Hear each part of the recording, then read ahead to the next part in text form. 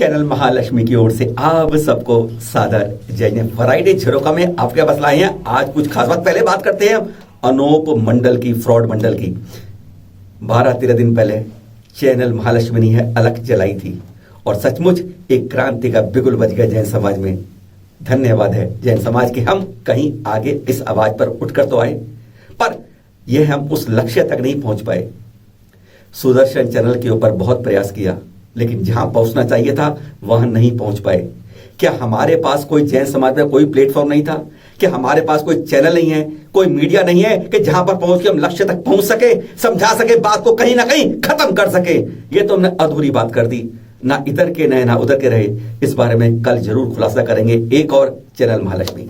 और शुरू करते हैं आज का 8 खबरों का झरोखा आपके साथ। संलेखना के बाद उत्तम समाधि। बात कर रहे हैं हम वरूर के नवग्रह तीर्थ से, जहां पर 26 मई को आचार्य श्री गुणधर नंदी जी के शिष्य मुनि श्री नेमी सागर जी ने संलेखना ग्रहण की प्रातः 9 बजे के आसपास।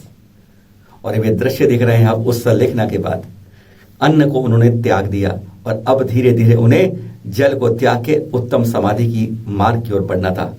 उद्बोधन शुरू हो गए। 25 साल की दीक्षा हो चुकी है। वैसे संयम के मार्ग पर 30 साल से इसी साथ पर हैं। और फिर जब उद्बोधन दिए गए, जगह जगह बताया गया कि आप मोक्ष मार्ग की ओर बढ़ रहे हो, ऐसे ऐसे करके चर्या होगी। यह चिंतन करते करते करते उसी रात को 26 मई की रात को लगभग 11:35 पर उत्तम समाधि मरण किया और अगले दिन अंतिम संस्कार किए गए। कहते हैं मुनि के रूप में यही लक्ष्य होता है कि मैं अंतिम समय में, देहांत के समय तुझको न भूल पाऊं और अंतिम दर्शन करते करते मोक्ष की राह पर बढ़ता जाऊं। 2 दिन और 4 जगह दीक्षाएं। पहले ले जाते हैं शिखर जी के पास, नीमिया घाट के पास। आपको ले जाते हैं आचार्य श्री प्रसन्न सागर जी संघ के पास, जहां पर पहले गणाचार्य श्री पुष्पदंत जी ने ऑनलाइन संबोधन दिया और उन्होंने स्पष्ट कहा, आचार्य श्री प्रसन्न सागर जी के तप के वृक्ष के ऊपर अब साधना के फल खिलना शुरू हो जाएंगे। कहते हैं जहां इच्छाओं को संभालना होता है वहीं पर कामनाओं से जूझना शुरू होता है। समाप्त जहां होती हैं इच्छाएं वहां शुरू होती है दीक्षाएं। उन्होंने यह कहते हुए आचार्य श्री प्रसन्न सागर जी को दीक्षाएं देने की अनुमति प्रदान कर दी। और फिर आचार्य श्री प्रसन्न सागर जी ने 2 मुनि, 2 आरिकाएं, एक शुल्लिका और एक शुल्लिका दीक्षाएं दी। मुनि श्री अप्रमद सागर जी, मुनि श्री पर्व सागर जी, साथ में आरिका ज्ञान प्रभा जी, आरिका श्री चरित्र प्रभा जी के साथ शुल्लक परिमल सागर जी और शुल्लिका दर्शन प्रभा जी के रूप में नए नामों के साथ दीक्षाएं प्रदान की। सभी को हम सादर वंदन करते हैं, नमन करते हैं। जैसे ही रजोरण हाथ में आती है, गदगद हो जाता है हर कोई दीक्षार्थी। जैसा देख रहे हैं आप, चरणों में गुरुवर के पड़ जाते हैं और फिर छोटे बालक का नंबर आता है। यह दृश्य आप देख रहे हैं नांडिया राजस्थान से, वही 22 मई के, जहाँ पर पूरा परिवार लेता है दीक्षा। देखिए किस तरीके से रहने दी। छोटा बालक गदगद चरणों में आशीर्वाद के लिए। और फिर 3 बन रही हैं साध्वी बहनें।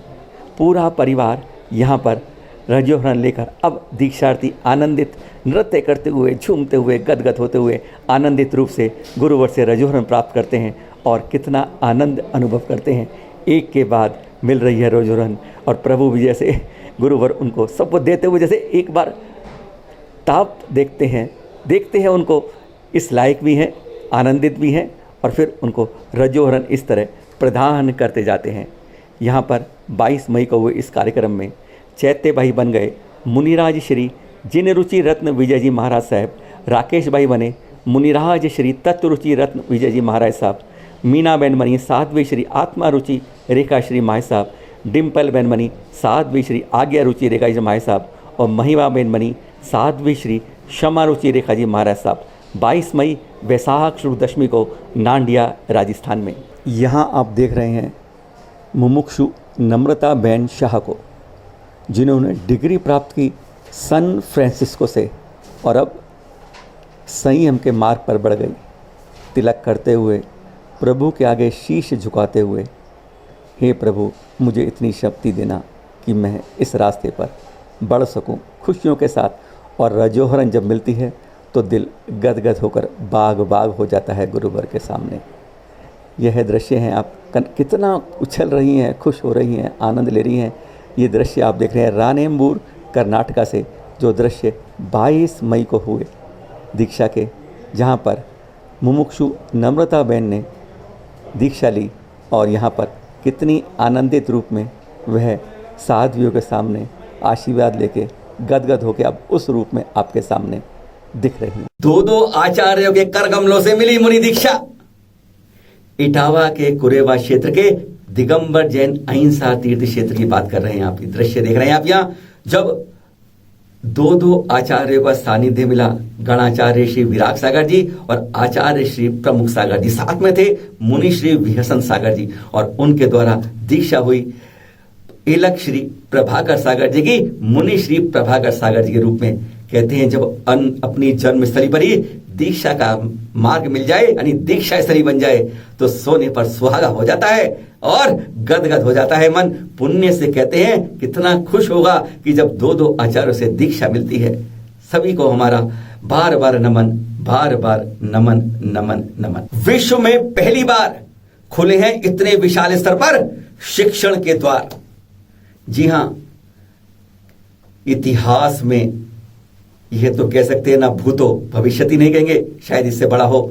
पहली बार हो रहा है, अवसर मिल रहा है गणाचार्य श्री कुंतु सागर जी के अमृत जन्मोत्सव के अवसर पर ऑनलाइन अंतर्राष्ट्रीय सर्वोदय शिक्षण शिविर आयोजित हो रहा है। ये 4 से 13 जून तक, जब 50 से ज्यादा साधु संत आप सबको, हम सबको दोपहर 1 से 5 तक संबोधित करेंगे विभिन्न विषयों पर।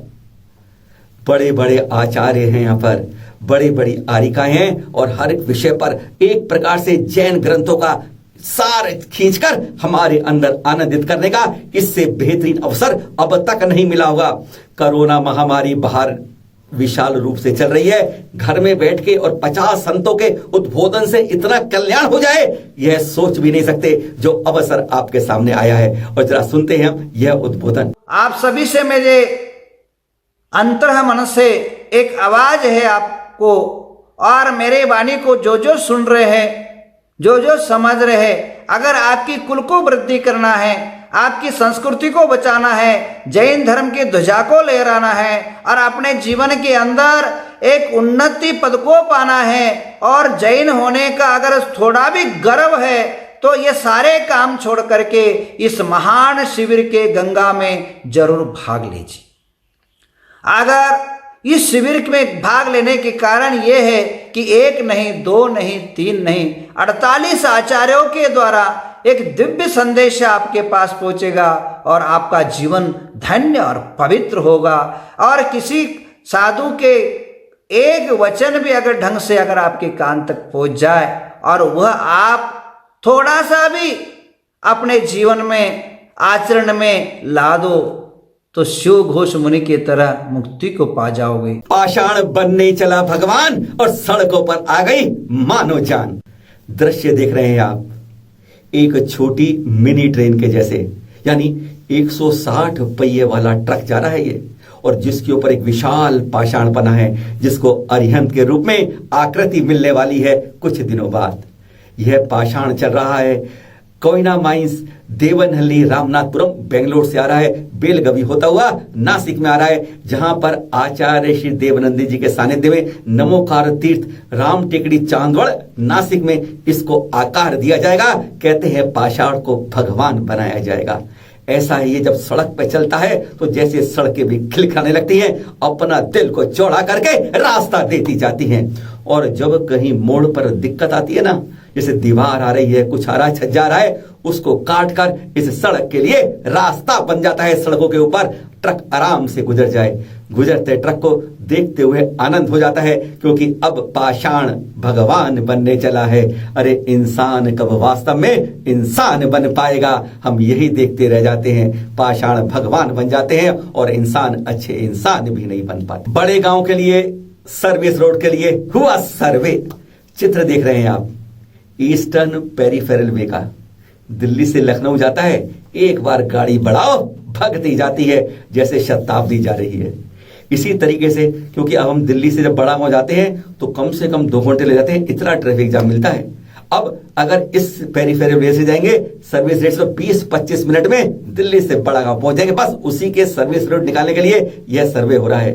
पूर्व मंत्री हैं और वर्तमान वहां के स्थानीय सांसद डॉक्टर सत्यपाल संघ की अगुवाई में यह सर्वे हुआ। उम्मीद करते हैं जल्दी यहां से सर्विस रोड निकलेगी और दिल्ली वालों के लिए खुशखबरी और एक जाम से निजात मिलेगी। ये थी आज की खबरें 8 झरोखे में आपके पास। अनूप मंडल के विरुद्ध हमने आवाज शुरू की थी और उसका एक झलक कल भी दिखाएंगे आपको कि क्या बड़ी बात करेंगे। अरे करोड़ों रुपए इनाम दे जाएंगे तुम्हें या फिर जेल की सलाखों में इंतजार कराएंगे। कल देखना ना मत भूलिएगा। फिर मिलेंगे नए एपिसोड में। सादर जय जिनी।